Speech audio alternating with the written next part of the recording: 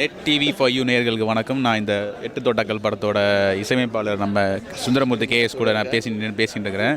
இந்த படத்தோட ஹீரோ மாதிரி இவர் அழகாக இருப்பார். இவரோட இசையும் ரொம்ப அழகாக இருக்கும்.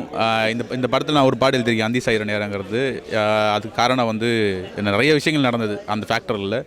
அந்த பாட்டு ஒரு பழைய பாடல்லேருந்து எடுத்து கிட்டத்தட்ட ஒரு மாதத்துக்கு முன்னாடி எனக்கு அனுப்பிச்சிட்டாங்க. அந்த டியூனில் அனுப்பிச்சு பண்ணுங்கள் அந்த மாதிரிலாம் சொல்லி ரொம்ப ஹாப்பியாக இருக்குது அந்த பாட்டு கேட்குறதுக்கு. இன்னும் 4 பாட்டுகள் ரொம்ப ரொம்ப ரொம்ப சூப்பராக இருக்குது. சுந்தரமூர்த்தி கேஎஸ் வந்து சாதாரண ஆள் கிடையாது. இதுக்கு முன்னாடி கிரகணம்னு ஒரு படம் பண்ணியிருக்காரு. சிரிக்கப்படாது, சீரியஸாக பேசிகிட்டு இருக்கோம்.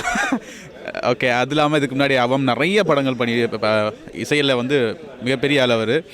இன்னும் தொடர்ந்து அவருக்கு நிறைய படங்கள் வரணும்னு வாழ்த்தி அவர் மைக் தரேன், நீங்கள் அவர் பேசுவார். தேங்க்யூ. நான் ஒரே ஒரு வார்த்தை தான் சொல்லணும். இந்த சான்ஸ் கொடுத்த எல்லாருக்கும் நன்றி. தேங்க்யூ. வணக்கம். நான் எட்டு தோட்டாக்கள் படத்தின் இயக்குனர் ஸ்ரீ கணேஷ் பேசுகிறேன். எட்டு தோட்டாக்கள் ஒரு க்ரைம் த்ரில்லர் படம். ஒரு போலீஸ் பின்னணியில் நடக்கிற ஒரு பரபரப்பான த்ரில்லர். இந்த கதை அடுத்தடுத்து படம் அடுத்து இன்ட்ரெஸ்டிங்காக போகிற மாதிரியும் அதே சமயம் குடும்பத்தோடு பார்க்குற மாதிரி ஒரு ஆழமான கதையோடையும் இந்த படத்தை பண்ணியிருக்கோம். வர ஏப்ரல் 7ஆம் தேதி இந்த படம் வெளியாகுது.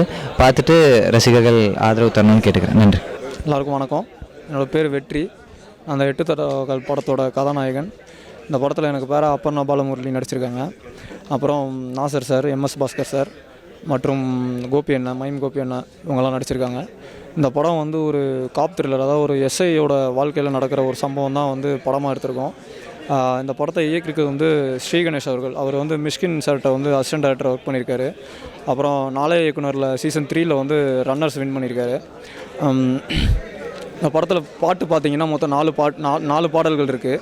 4மே வந்து சுந்தரமூர்த்தி இசையமைச்சிருக்காரு. பாடல்கள் நல்லா வந்திருக்கு.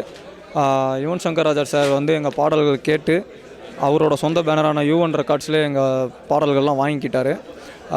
படம் வந்து ஏப்ரல் 7ஆம் தேதி தேட்டரில் ரிலீஸ் ஆகுது. எல்லாம் தேட்டருக்கு போய் பார்த்துட்டு எங்களுக்கு சப்போர்ட் பண்ணுங்கள். தேங்க்யூ.